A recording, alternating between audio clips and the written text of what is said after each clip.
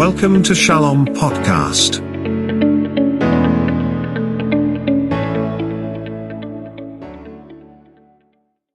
അനുദിന ജീവിതത്തിലെ പ്രതിസന്ധികളും അതിന് തക്ക പരിഹാരങ്ങളുമായി പ്രശസ്ത കൗൺസിലിംഗ് സൈക്കോളജിസ്റ്റും മോട്ടിവേഷൻ സ്പീക്കറുമായ ഡിംപിൾ റിഷൻ ഷാലോം പോഡ്കാസ്റ്റിലൂടെ നമ്മോട് സംവദിക്കുന്നു. First step.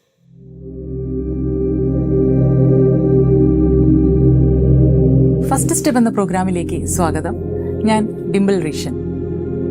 ഒരു വിദ്യാർത്ഥി പഠിച്ച് സമൂഹത്തിൽ ഉന്നത സ്ഥാനത്തെത്തുന്നത് ഒരു ശില്പമായി രൂപാന്തരപ്പെടുത്തുന്നതുമായി നമുക്ക് താരതമ്യം ചെയ്യാം.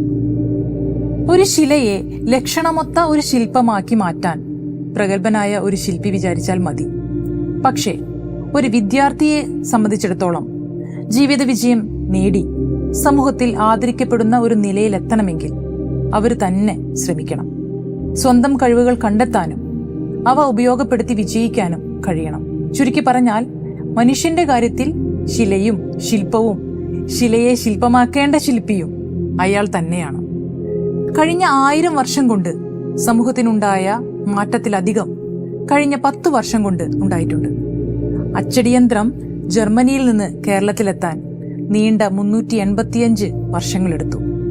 ഇപ്പോൾ അതല്ല സ്ഥിതി. ആശയങ്ങളും വാർത്തകളും കണ്ണടച്ചു തുറക്കും മുമ്പ് ലോകത്തിന്റെ ഏതു കോണിലും എത്തുന്നു. ഈ ഒരു വേഗതയാണ് നമ്മുടെ മുമ്പിലുള്ള പ്രശ്നം. വിദ്യാർത്ഥികൾ മാത്രമല്ല, രക്ഷാകർത്താക്കളും ഈ ഒരു ഓട്ടപ്പന്തയത്തിൽ പങ്കാളികളാവുകയാണ്.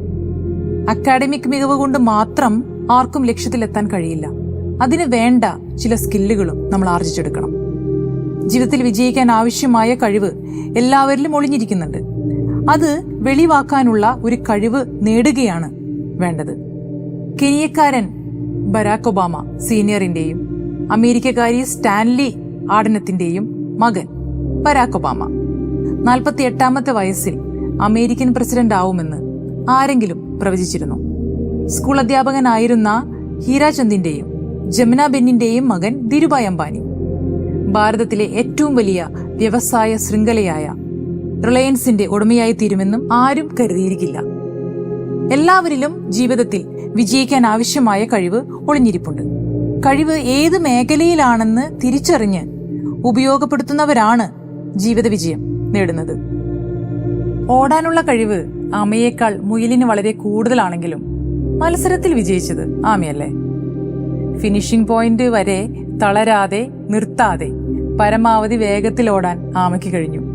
അതായത് ആമയ്ക്ക് സ്ഥിരോത്സാഹമുണ്ട്. ഏത് കഠിനമായ ലക്ഷ്യവും നിറവേറ്റാനായിട്ട് ഈ ഒരു സ്ഥിരോത്സാഹം അല്ലെങ്കിൽ പെർസീവറൻസ് ഉണ്ടെങ്കിൽ നമുക്ക് നേടിയെടുക്കാനായിട്ട് സാധിക്കും. ലോകത്തിലെ ഏറ്റവും ഉയരം കൂടിയ കൊടുമുടിയായ എവറസ്റ്റ്, അത് കീഴടക്കാനായിട്ട് എഡ്മണ്ട് ഹിലാരി ആദ്യമായി ശ്രമിക്കുന്നത് 1951 ശ്രമം പരാജയപ്പെട്ടു. 1952 വീണ്ടും ശ്രമിച്ചു. കൊടുമുടിയുടെ നെറുകയിൽ എത്താറായപ്പോൾ കാലാവസ്ഥ വളരെ മോശമായതുകൊണ്ട് തിരിച്ചു പോരേണ്ടി വന്നു.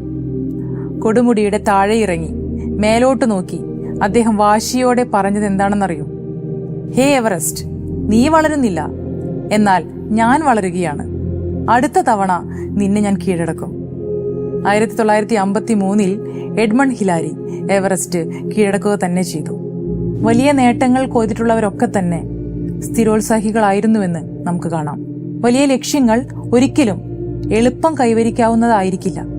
ലക്ഷ്യത്തിലേക്കുള്ള പ്രയാണങ്ങൾ, തിരിച്ചടികൾ പല രൂപത്തിൽ അതിലുണ്ടാകാം. അവയെ നേരിട്ട് പാഠങ്ങൾ പഠിച്ച് വീണ്ടും മുന്നോട്ട് കുതിക്കുന്നവരാണ് ലക്ഷ്യത്തിലേക്ക് എത്തുന്നത്.